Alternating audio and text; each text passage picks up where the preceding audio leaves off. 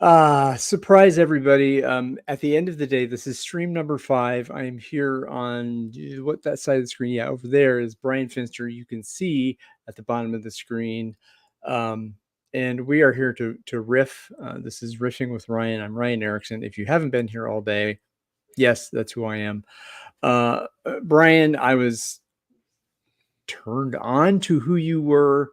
I think it was Marcelo, possibly Marcelo Lopez, said that you got to listen to this guy, and I love what you said in that post that he talked about owning what you do, right? Owning when production software.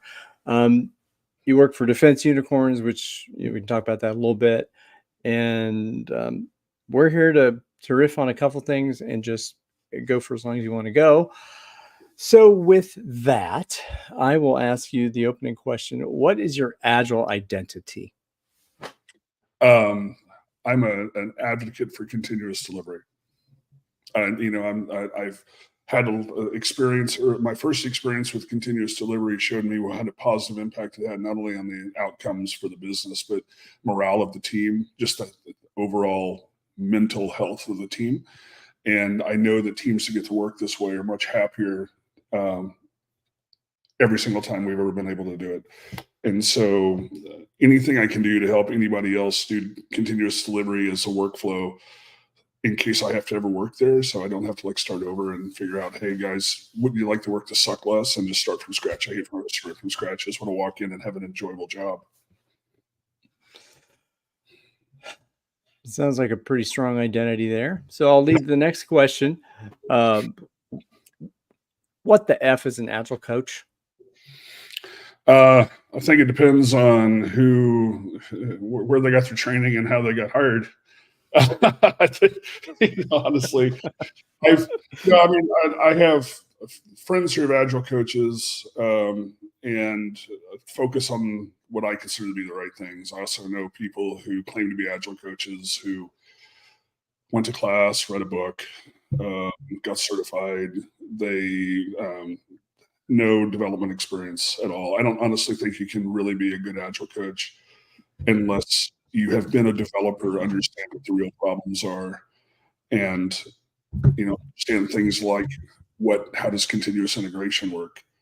What's the team workflow look like for CI? What sort of information do we have to make CI work? What problems do we have to clear to make that happen? I don't think you can be a good Agile coach unless you feel that in your bones because you've been a senior engineer. If you've not been a senior engineer and you're an Agile coach, I don't know where you get that information. You can't have that instinctual feel for what the problems are, in my opinion.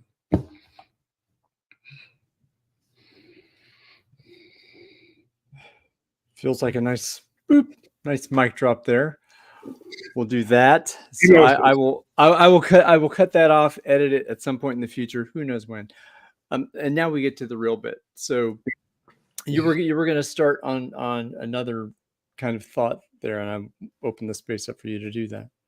Well, I was just going to say that, and I don't know for a fact, but I have read that Scrum Master certification used to be a class that was focused at tech leads, senior engineers to go and take. It wasn't something for people who had no background in the day-to-day work to understand. That's my understanding. But having dealt with what it takes to be able to actually do continuous delivery and the problems that you have to clear to do that repeatedly, I've done that on teams I've led, and also when I led the DevOps Dojo at Walmart, when we were working directly with teams, solving this problem again and again and again. And yeah, it required understanding the soft skill stuff about how teams work together, but you had to clear the hard engineering problems and understand what those problems were deeply to make that work. And the dojos show up in larger organizations that I think Target's got a dojo, or they did have a dojo. I remember Allstate Insurance had a dojo that kind of popped up maybe as a response to project manager faux scrum or scrum fall or whatever, in actually a return to craft. in return to helping people be these artisans. It's Is that it's return to focus to how do we deliver better. And all of the dojos were started by engineers. Ross Clanton at Target, and I apologize, I forget his partner in crime that started the Target dojo. I mean, they pioneered that and came up with the process that many other dojos copied, including the Walmart dojo. We just copied it from Verizon and copied it from Target because it was very effective. Instead of coaching people on process, you say, okay, we're going to have 2.5 day iterations. Why can't we deliver every 2.5 days? And honestly, and because the trick is smaller batch, right? How do we get smaller batch size? Because, and I was talking to a friend of mine earlier today about the fact that shrinking your delivery cadence is going to be the primary thing that's going to uncover all the problems that you see, either technical problems, skill problems, communications problems, org structure problems, process scab problems. It's like, oh, we have to spend 3 days in cab. Well, I can't deliver every 2.5 days. Well, we probably should figure out how to fix that. And so it's like, I described the process when we were in the dojo. I'd walk into your team and we'd spend, 6 weeks with you. And it's a process of lifting up the rug, shining a spotlight under it. Like, oh my God, how'd you fit that under there? Crap. We should clean up. You should stop shoving stuff under the rug and actually fixing it. Well, boy, if you want to get out of the hole, stop shoveling, right? It's kind of that thing. Yeah.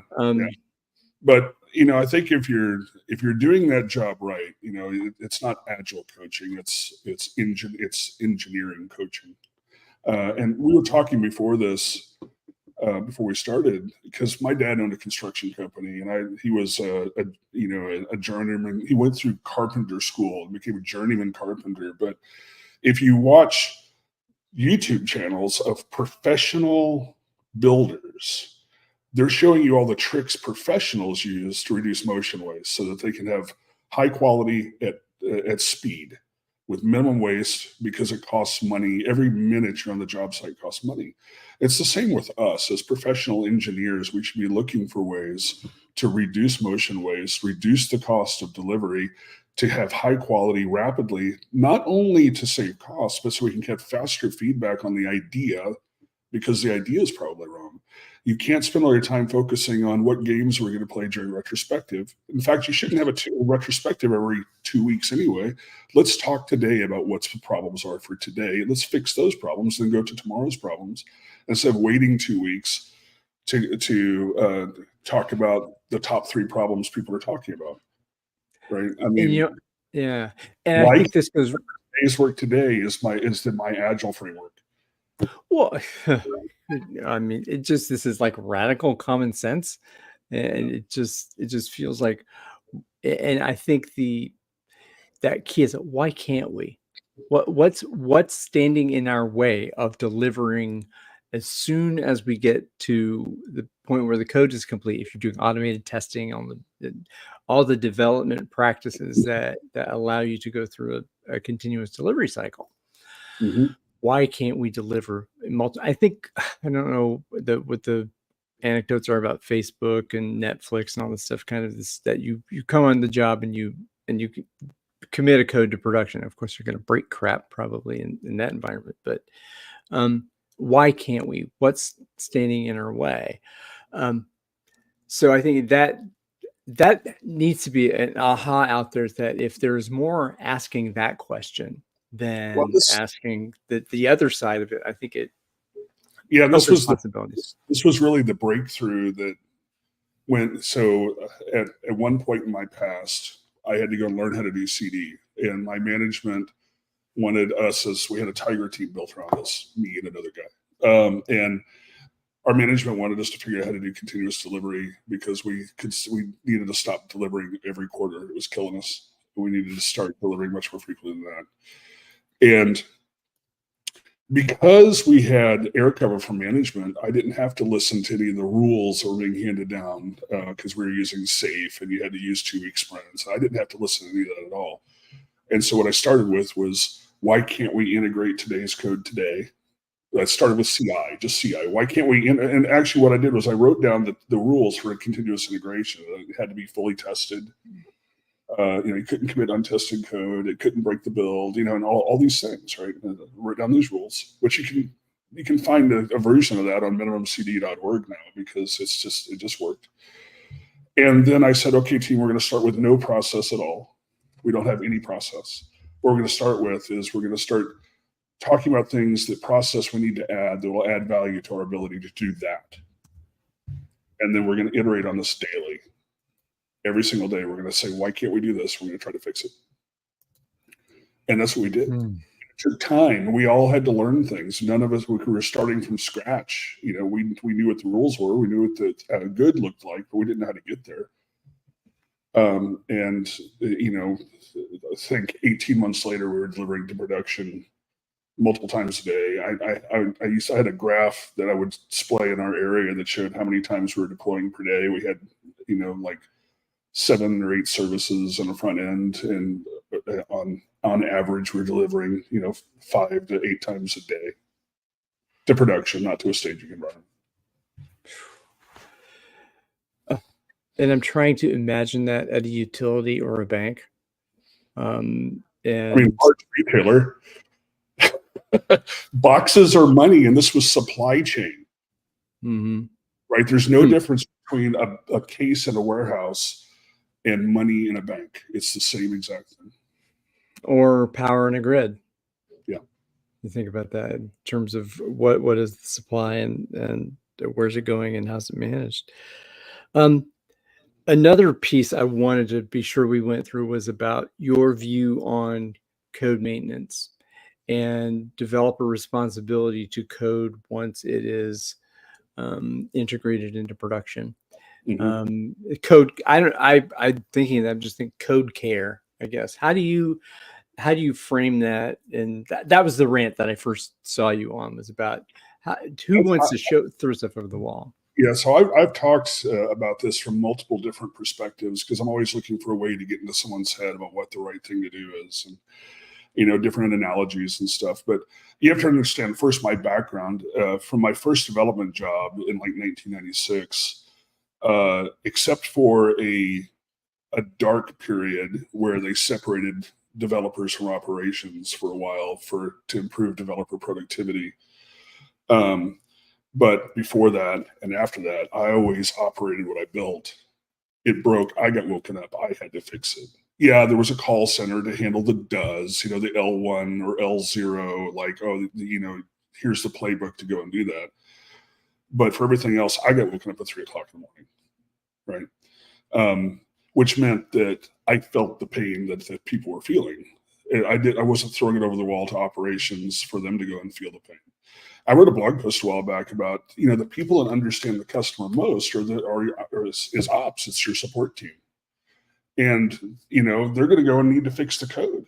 Well, since they're in the code all the time, who's most qualified to write features? Well, you should give all your features to the support team and just fire the development team. Right? Because they know the code best. They care most about the code quality. They're the ones being impacted daily. So just give all of your feature delivery to the support team and fire dev team if the dev team doesn't do support. I should, because I have to constantly today. I'm not, away from the code. I stopped coding for this live stream, and we're always looking at our code, always in the code, always messing around with it to tweak things, always looking for ways to make it better, always trying to figure out how to improve our tests so that we don't wind up as another CrowdStrike. The stuff we're working on is not that critical, but it's the same concepts, the same principles of we're always looking for ways where things could break to make it less likely to break. You're not going to be perfect. Things will break, but how do we make it less likely? How do we keep hardening things? How do we learn from other people's failures and improve our processes? And if you are building something saying, I'm done, what's the next feature? That doesn't happen when your quality is garbage. All right. If you think that's the way software delivery is done, you're not a professional software engineer. You're half of a developer. You need remedial training so that you might become a professional software engineer. Ooh, professional software engineer. Wow. Almost sounds like there's a discipline to that and a formal practice maybe that there if there wasn't a certification for that, yeah, like why am I talking about certification? It's crazy. No, Um, but hang on. I have a friend in Germany, and in Germany, to be a professional software engineer, you have the same sort of certification you do to be a civil engineer in the United States. Okay, it's a real professional certification. Why can't we have a bar exam for software? Right? Why does it have to be a hobby that people get paid for, and then people wonder why I'm terrified to buy like a self-driving car? Right? hmm. I mean, it's time for some discipline around this. I love Dave Farley's book, Modern Software Engineering. I think it's a call to action that we should all say, look, this isn't some sort of plaything anymore. We can impact the world dramatically. It's time for some structure.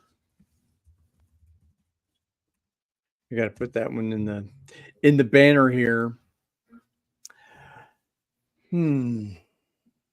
Wow. Sometimes it just I'm again, I've only been in your presence for probably an hour total, but just to integrate the clarity and simplicity of I mean simplicity, but the of the practice of doing this work. And I think from Carry a a pager for 20 years. pardon? Carry a pager for 20 years, things become clear. Yeah, I mean, so I had the fortune. I think it was a fortune to actually work in that level 1, level 2 help desk, and then I ended up in the functional side of support. So I was kind of the difference, I think, for me in that. So I got the calls in the middle of the night. We did the talking, did the L1, and did some work, and then we got when outage is happening. Everybody's on the call from middleware to mainframe server network. Everybody's on the call, and this sense of, oh, we're coordinating, we're working on this. If it's really bad, there's pizza. Oh my! Imagine that. Or the virus scares. Which I I'm guess just are saying, now. if you step into a room and there's pizza, you know it's going to be a bad day. That's all I'm saying. The managers are running out getting stuff, but I Yeah. think this idea of knowing the language of software development Mhm. and having respect for and I think reverence for if you're not a software development engineer, if you're not an engineer and you're on this team, it's so important to have a sense of wonder and respect for the folks who are actually building the code, doing the database work, doing the integration, all that kind of stuff.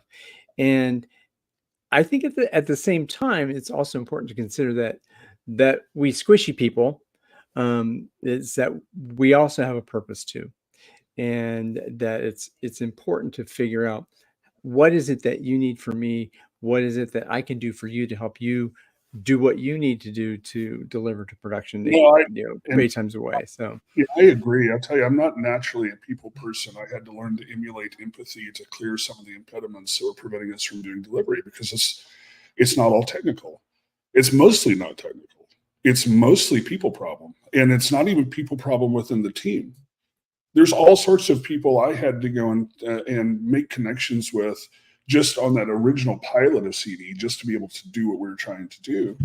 And then later on, when we decided to use CD as the method of improving engineering excellence and business delivery across the enterprise, learn how to go talk to VPs about why this would help them and what their fears were, and how to work past those fears. And if you're an organization trying to improve anything, you have to develop those. It's a skill. Even empathy is a skill. I'm proof that empathy is a skill. It's not a talent. It's not inherent, or it doesn't have to be. Okay. Um, you can say I'm not a people person all you want. You just won't go very far. And so you need those soft skills. You need people that can help translate these things. That can build those relationships if you're going to be effective. And I think it, that's a skill that every software engineer should have. Well, and I think it's also this idea that why are those why do we I'm using the word I hate the we word with that context on software development teams or on IT teams, however you whatever you bound that with. Why is it this individualized expectation of oh I have to be the one person who communicates this thing to whomever, to sponsorship or to management, that it is so much better when there are a pair. I think that pair is probably the best because that if there's a point where I need to call bullshit on me for what I'm talking about, or I'm not understanding the context of the problem, that a paired communication to have a better understanding to those who are who take responsibility for um, public monetary financial impact in the market if something goes down, and those folks deserve to have understanding from both someone to articulate it in what business speak or other speak, and someone who really can support that with technical knowledge and real depth. So I Well, think that's important. yeah, I also think it's important from the development team perspective to understand that um, it's not all super skilled engineers to get things done, right? And in fact, even if all you have is engineers on your team, you don't have anybody else on your team. There's going to be strengths and weaknesses, and you need to be able to leverage those. And someone might be a better communicator and might not be as good of a communicator, but number one, we don't just say, oh, you're a better communicator, you do all the communicating, right? We say, hey, you're a better communicator, can you teach us all how to communicate better? That's how it should happen. Or you're Yeah. better at testing, you should teach us all how to test better instead of you do all the testing. But you need to leverage everybody's skills. I mean, what you're doing is number one, if you want a real team, you don't have individual jobs, you have a team solving problems.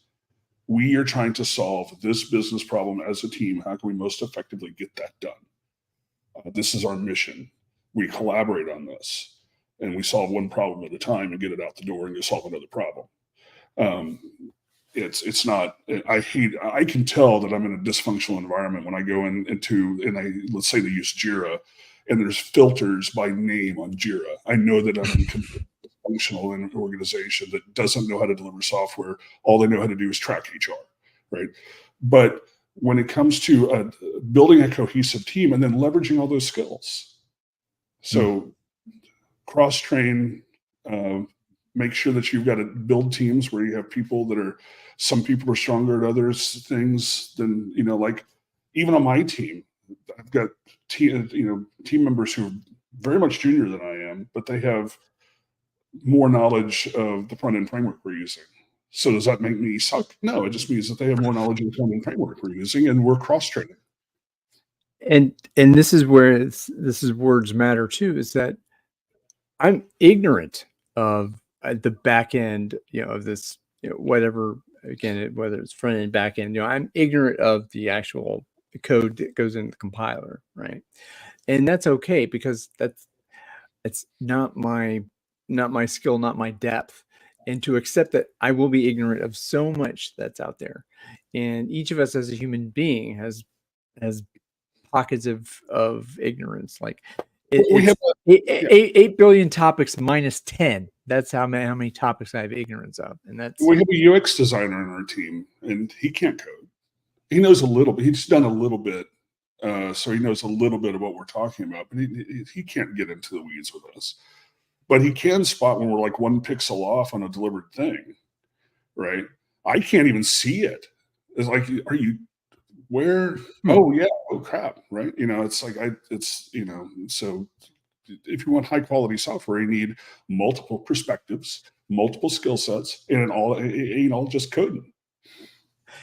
And Marcel brought this question right here. So what does that mean in terms of individual performance? And so Gee, I don't know what's individual performance look like on a basketball team.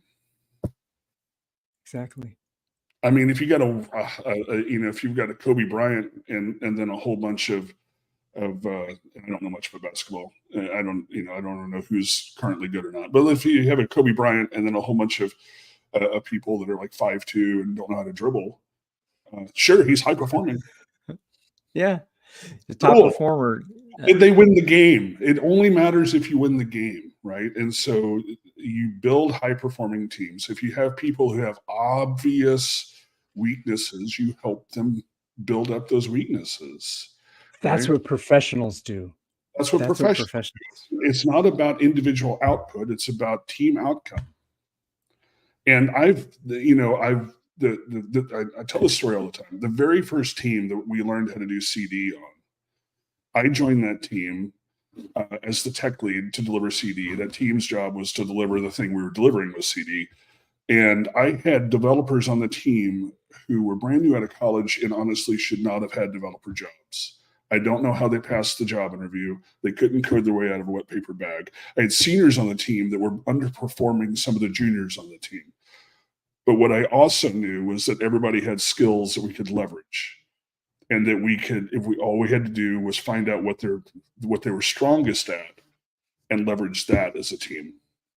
Because it took more than just raw coding power to deliver what we're trying to do. Yeah. All of us know more than one of us. Right?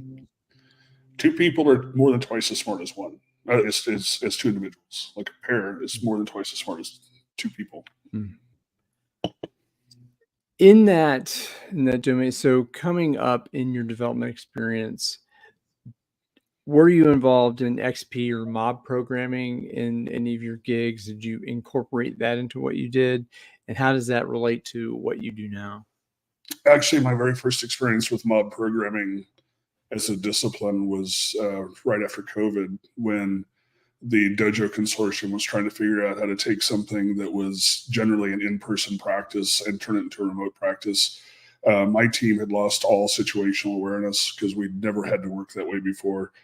And so there was exercises with Woody Zool in the Dojo Consortium with learning how to do mob programming. It's honestly my first experience with it.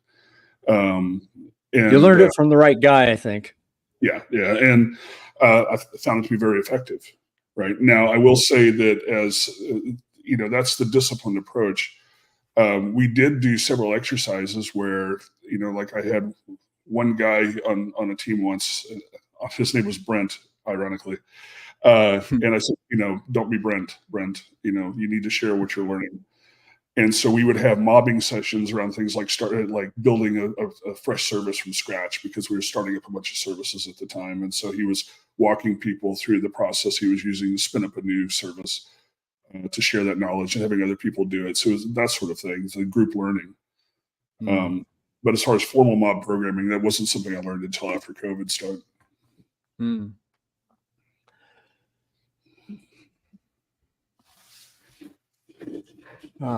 So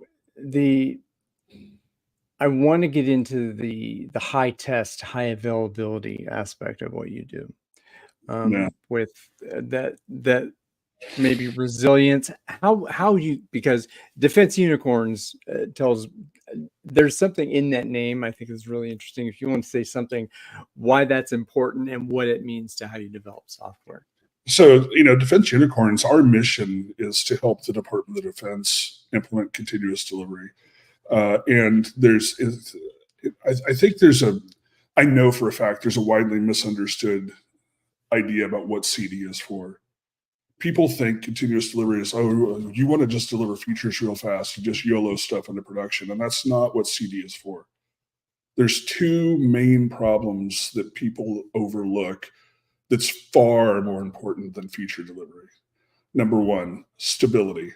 When things break, how fast can I unbreak them? I need and I need to do it in a way where it's not dangerous. I've spent most of my career having to come up with hot fix workaround things in the middle of the night when I'm tired, because the primary flow for delivery would take days, right? But we need it now. And so we just slam stuff in, cross our fingers, monitor until we get a feeling it's stable, go home, and then hope we don't get paged again, right? C means that we always use our hotfix process to deliver everything. So we make that really, really solid.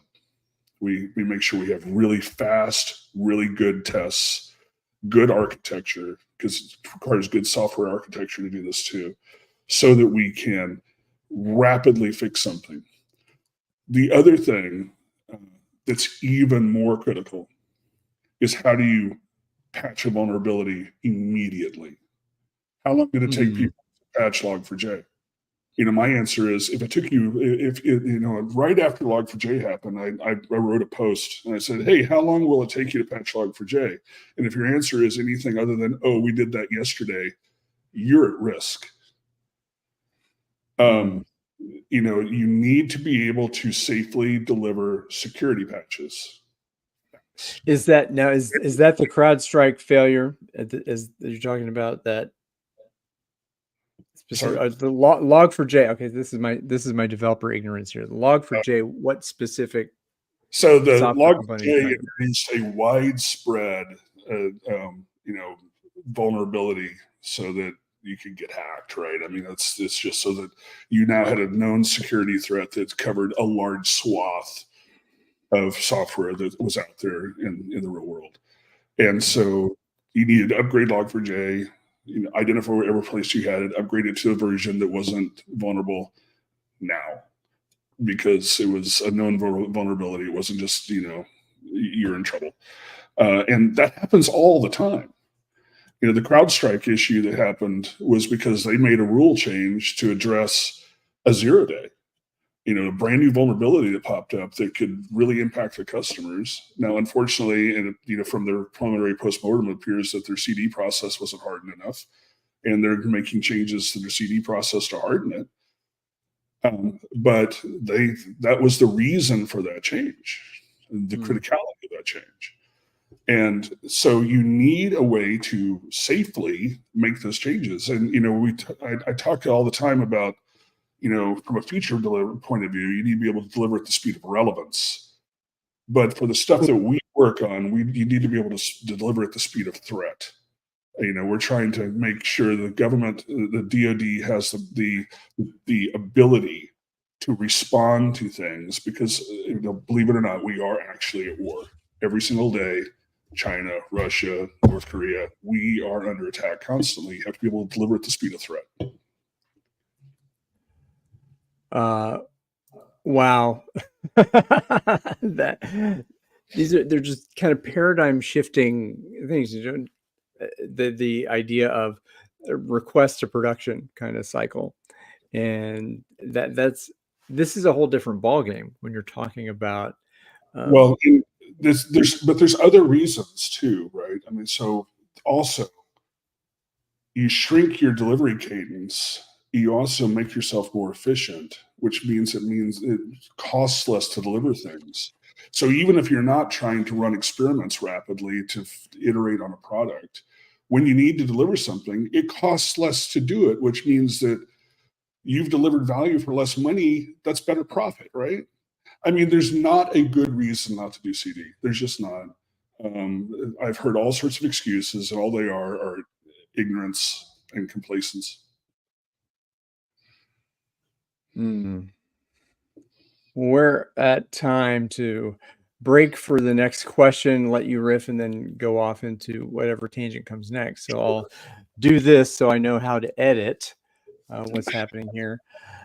Yeah, this is analog. The reason I do that is, and I do this live all the time, because I can't stand editing, because I used to edit these things and they used to take a week or 2 weeks or whatever to get up there. I'm like, now screw it. Go in there, do it, and be good live, right? I do that with HDR photo sets too. I'll bracket photos and I'll shoot with my hand over the lens, so I have a breakpoint in Lightroom, so I know where I'm at, and I'll go shoot some more.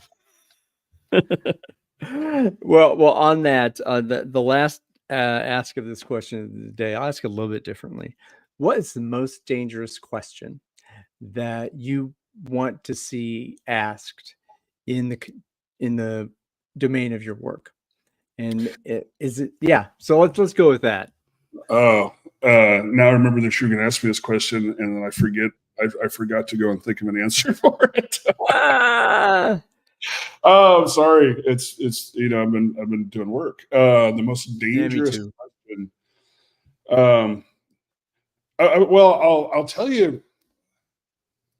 I think the most dangerous question I can come up with, honestly, is why do we have CEOs hiring stupid CTOs um, who tear things down?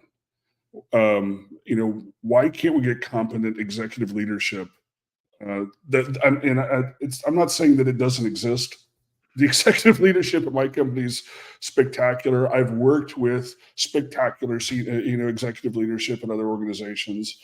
I have friends who are not this way, but I also know that I and others have experienced what happens when you have one of those competent senior executives replaced by a yes man who burns everything to the ground, all the work that we did while they, put together PowerPoints and tell the board of directors how awesome they are, right? Why can we not get more competent leadership? Why is that? Why can't we find some way to weed them out? I hate those guys.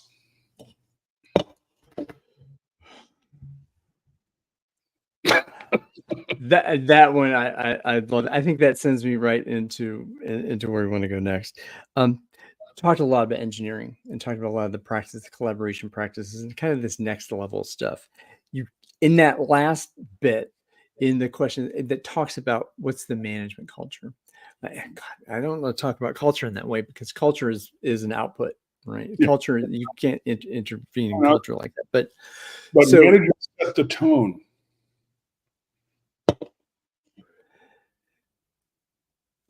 Yeah. I would say there's the organizational environment, right? So folks look to what's the story here? Where do I fit in the story? What's my character in this story? And how do I fit with the others, right? And maybe this is if you would have an experience in your life when one of these bozos comes in and rips everything out, that maybe is working. So do you have a story like that? Not to name anyone here in public. So what's a management horror story that you wouldn't mind telling? So I think it's statute of limitations probably passed on this now, so I could probably get away with it. We built up this capability to be able to. We had several. It had a large organization of around 400 developers working on one system, and we were peeling that system apart. We built up the capability on several of the teams to be able to deliver at speed. To actually do real CD. They were actually testing. They were actually delivering very frequently. And then we had a leadership change. We lost our VP, who was our air cover, because the CTO decided we had one too many VPs, so he let him go. And which is really unfortunate because he'd been at the organization for a really long time and was deep in the culture of the organization. And they had a habit of swapping around directors in different areas to give them different points of view of the business. So we lost our senior director and she was replaced with another senior director. And then there was this, PowerPoint he was showing everybody about how all the teams in the area would be doing continuous delivery by Q1. Now, when you're doing continuous delivery correctly, and especially the way we were doing, we were growing a platform in the area that would make it easy for people to build pipelines so everybody didn't have to learn Jenkins. And we were also growing the skills of how to do it at the same time. And those were complementary efforts that were going on simultaneously and learning from each other. Okay.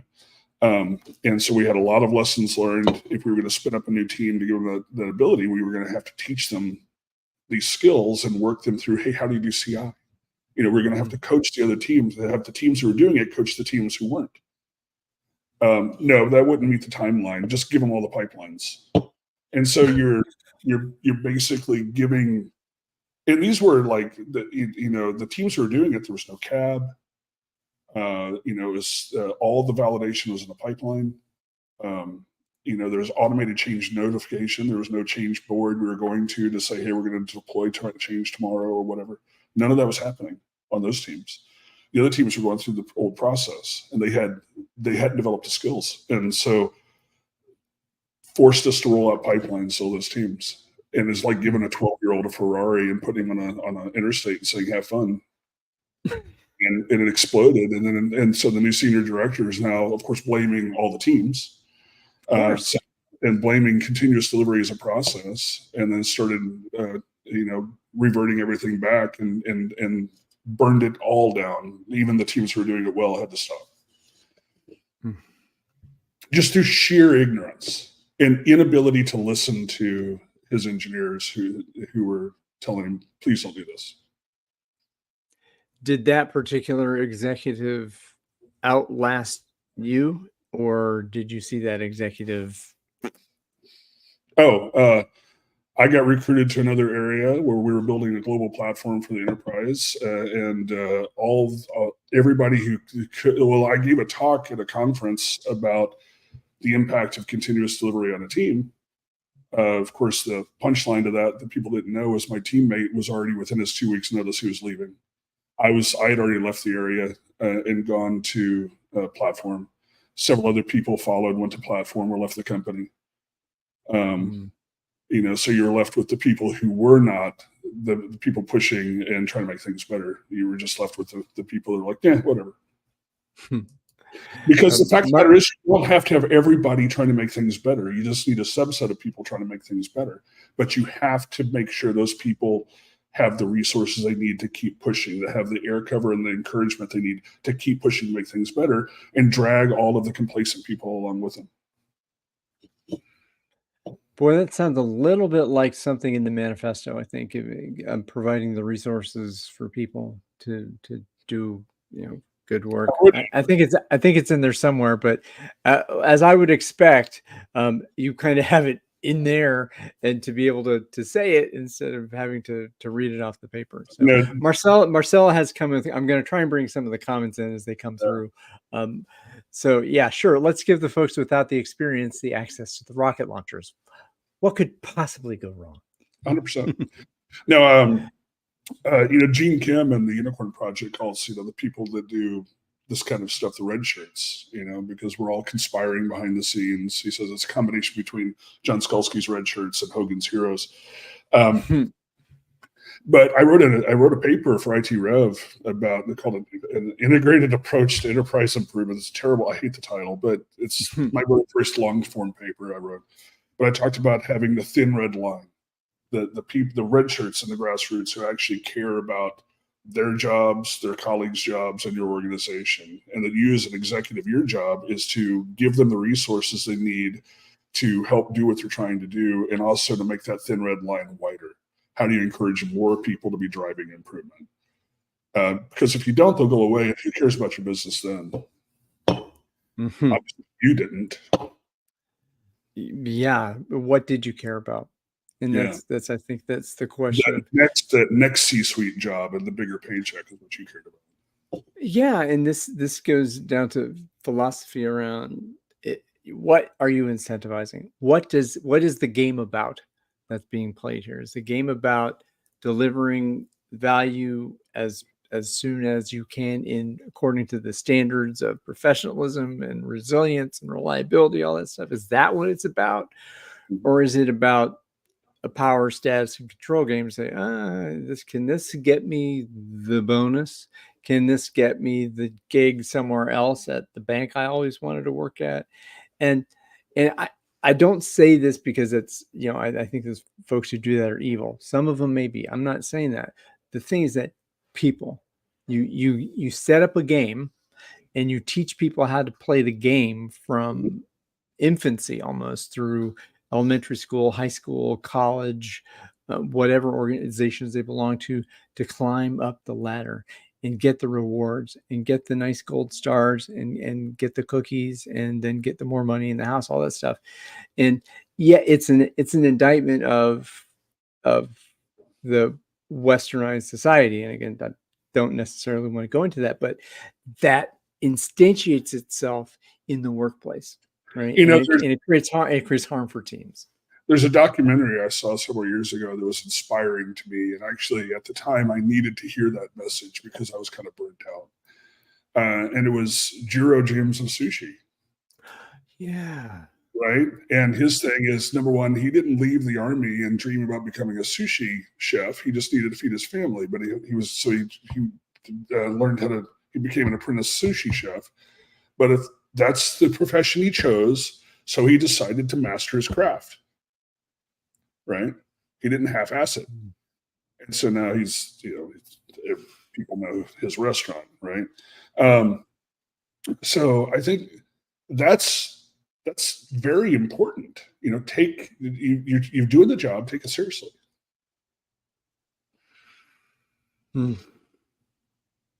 Be a pro.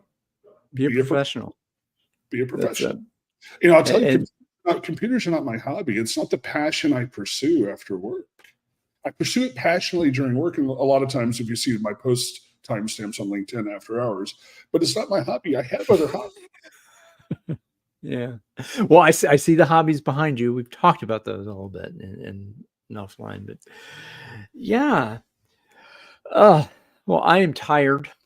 It's been a long day for me. And I'm an early bird. I wake up 4x o'clock in the morning, and sometimes I do this as early as 6. And thank you for blessing me with this, with your knowledge. I'm reverent of your skill and the nuance you take into this. It's awesome. Don't oversell my skill. I suck a lot. Honestly, there's things I'm really suck at, but I just try to take it seriously, right? And also, I really want the job to suck less. And this is my personal mission. How do we make the job suck less for the developers? I've lived in pain for 30 years. Why does everybody else have to repeat my pain? Wow. And 30 years is 1994. And you thought, 1999, 2000, 2001, that there was a lot of noise around that happening. Man, Y2K was so much fun. Oh, I love it. It's a non-event because we were sleeping under a desk to make it a non-event. So I have if the comments come through, I'll hang out. But as soon as the comments stop, I'm gonna head us back into the green room. So Doug, do you know Doug Raybo? I'm not personally, no. Okay, so Doug was our last stream. So the comment here is, we read it.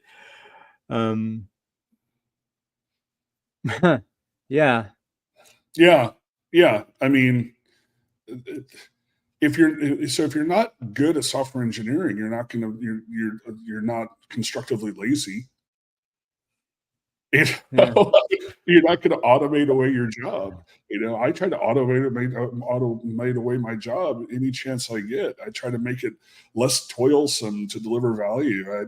I have tests so I don't have to spend all my time manually validating crap. I just want to do the next thing because the thing I'm working on, I'm already bored with. Does that speak to maybe how you developed in life? Was that an experience that being bored with simple stuff happened a lot for you as you grew up, or probably? I forget. Okay. Let's just say the teachers didn't really like me much because I hated make work. No comments here. Is there anything you want to say to the folks who are out there in riffing land or in LinkedIn land?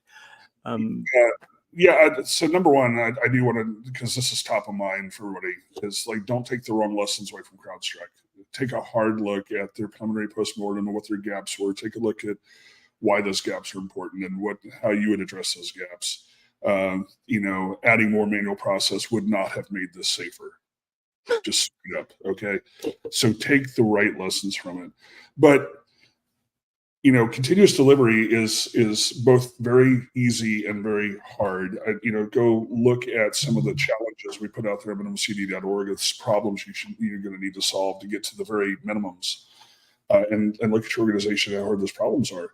But don't let it be daunting. You're eating an elephant bite at a time. What are you doing today to make tomorrow suck less every single day? Boop. There's a mic drop. Bryan, I'll see you on the other side. Yeah, thanks for having me. Thank you for being here. Thank you for being here all day today. I am tapped out, but it has been a great day. Starting off with my friend Daniel Barber, Ryan Berman, then my weekly bit with Al riffing together on changing the world, and Doug Raybo an hour ago, and now Bryan Finster to end the day. Let's do this again sometime. Thank you for the precious gift of your time and attention. And by all means, be more purple.